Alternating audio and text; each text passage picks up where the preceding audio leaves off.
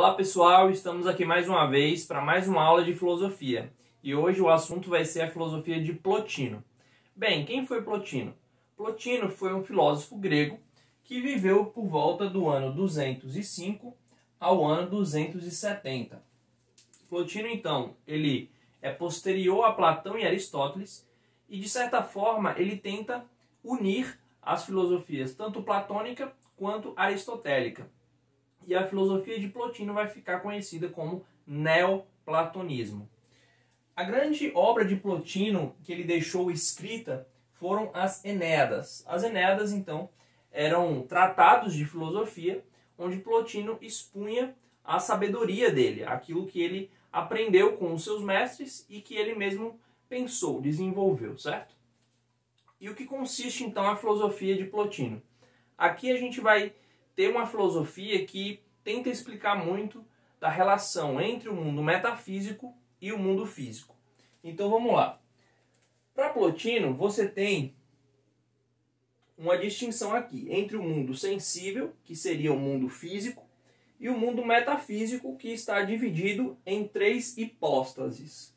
Então o que seriam essas três hipóstases? As três hipóstases seriam o Uno, que é o supremo bem, o espírito, que é o nous, e a alma, que vocês vão ver que a alma está dividida, por isso eu coloquei aqui dividida, mas você pode também imaginar como uma coisa só, a alma. Bem, vamos lá. Segundo Plotino, o Uno, ele é o supremo bem, ou seja, tudo que existe de bom, toda a realidade está, entre aspas, condensada no Uno.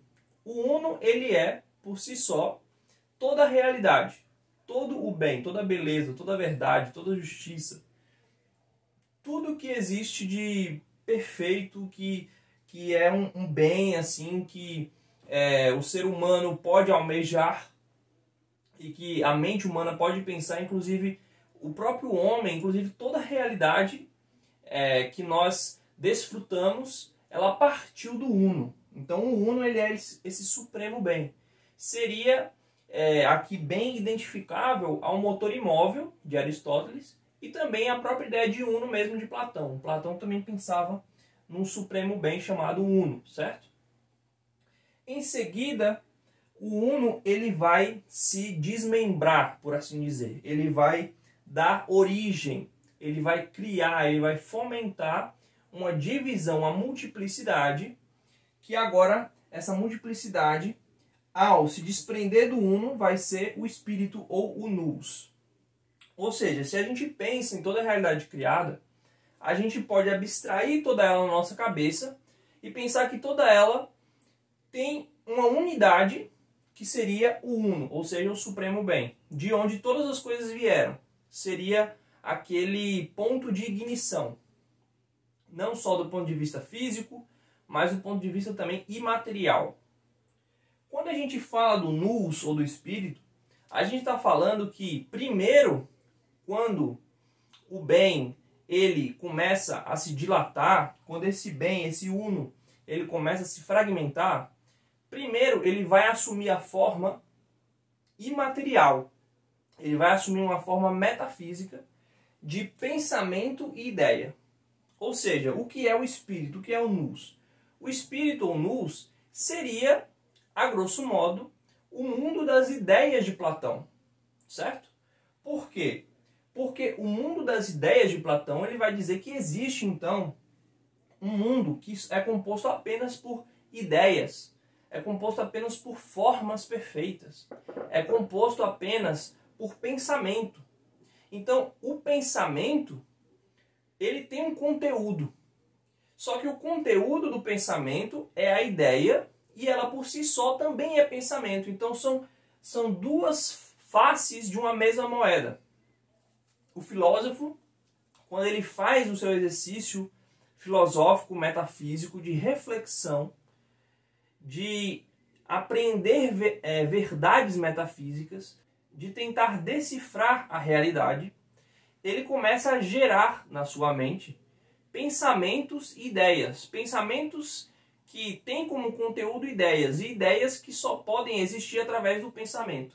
Então, nisso aí, o ser humano ele tem essa capacidade de estar em contato, de participar do nous, ou seja, do espírito. Então, o espírito seria algo transcendental que o ser humano participa, que o ser humano goza disso, que não está presente em toda a realidade física, mas está presente no ser humano, e que consiste apenas de formas perfeitas, de ideias, de conceitos fechados, onde não há corrupção, onde não há deteriorização, onde as coisas não envelhecem. Ou seja, o mundo do espírito, ou o mundo do nous, é o mundo da eternidade. É o mundo da atemporalidade. Em seguida, vai haver uma terceira hipóstase. A primeira é o Uno, Supremo Bem. A segunda é o Espírito, que é o Nous. E a terceira hipóstase, que vai completar esse mundo metafísico, ele vai dizer, Plotino, que é a alma. A alma, ela já não é 100% mais abstrata. Por quê? Porque a alma ela já consegue tocar no mundo físico. A alma é a ponte entre o mundo metafísico e o mundo físico. A alma, ela é um princípio de movimento. E o movimento, ele está totalmente relacionado com o tempo, porque o tempo é a medida do movimento. Então a alma ela já deixa essa fase totalmente espiritual, que é uma fase eterna, em que o espírito existe, ou seja, que existe esse mundo das ideias, esse mundo platônico, e ela agora já está no mundo aristotélico, no mundo que começa a dar vida à matéria. Então a alma é o princípio animador. Em latim, alma é anima. Ou seja, todos os seres animados possuem alma. Esses seres, que não é só o ser humano, os animais também, as plantas também, eles participam então dessa conexão com o mundo superior, com o mundo espiritual. E aqui a alma é dividida em três. A alma suprema, que ela é ainda conectada ao espírito, ao nous, e dá origem às outras duas.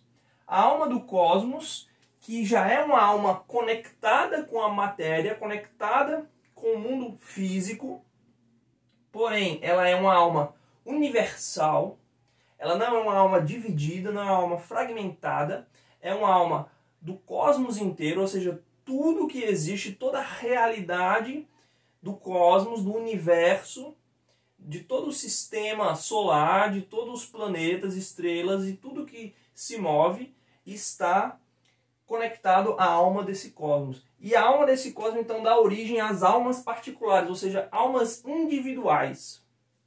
Então, um ser humano, um animal, uma planta, um inseto, um fungo, todos eles possuem um princípio de movimento que os coloca dentro de uma cronometragem, ou seja, dentro de um tempo, dentro de uma dimensão de mudança, de devir, através dessa alma particular que eles possuem. E essa alma particular os conecta à alma do mundo, que é a alma do cosmos. Ou seja, todos os seres vivos estão conectados através da alma do cosmos. E essa alma do cosmos se conecta através da alma suprema ao espírito. E no espírito está as formas perfeitas, como que se o mundo material fosse um espelho do mundo espiritual, do mundo do nous.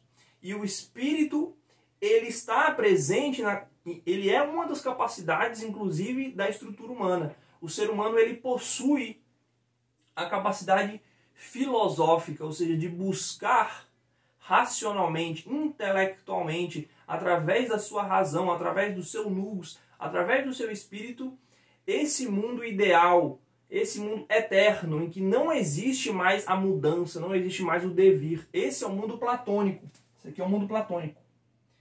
E depois que a gente passa, então, pela alma, que é a intermediária entre a metafísica e a física, nós chegamos finalmente no mundo sensível.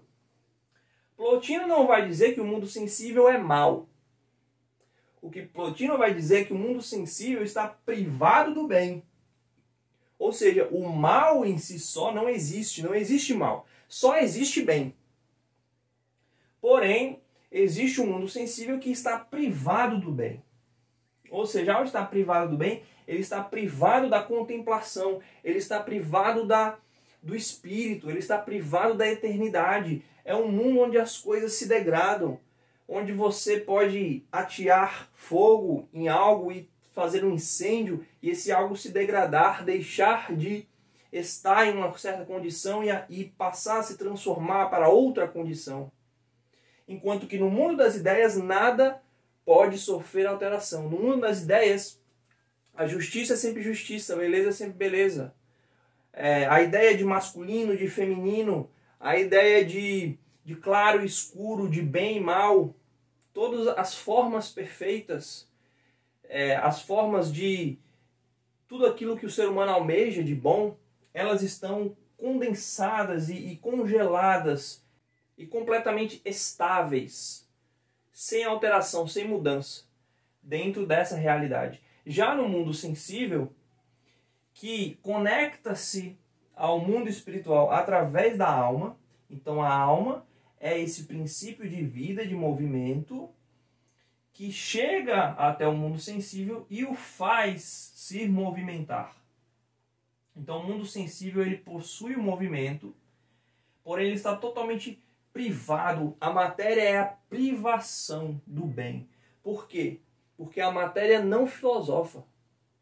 A matéria não pensa, a matéria não reflete, a matéria não pode contemplar a beleza, a matéria não pode se divinizar. Enquanto que o ser humano, por ser uma alma particular, por estar integrado à alma do cosmos, por poder filosofar através do seu aparelho cognitivo, então o ser humano, ele se destaca dentro do mundo sensível, porque justamente ele possui essa capacidade de perceber de onde tudo veio, por que as coisas são imperfeitas, justamente porque essas coisas estão privadas do bem.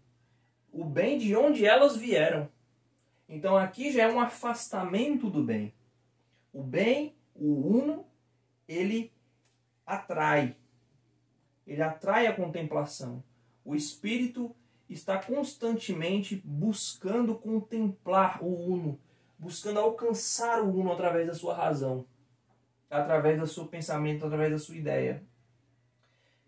E de forma imperfeita, o espírito consegue conceber o uno, mas mesmo assim ele se volta para essa contemplação, porque essa contemplação é justamente o mais elevado da sua capacidade, a parte mais elevada da sua existência é a contemplação do uno. E a alma, por sua vez, também está voltada para o espírito, da qual ela derivou, e ela conecta o mundo sensível a todo este mundo hipostático, metafísico, que Plotino descreve, então, com esses três conceitos. Bem, pessoal, por hoje é isso. Espero que vocês tenham gostado dessa aula. Se você tem alguma dúvida, alguma crítica, alguma sugestão, deixe o seu comentário.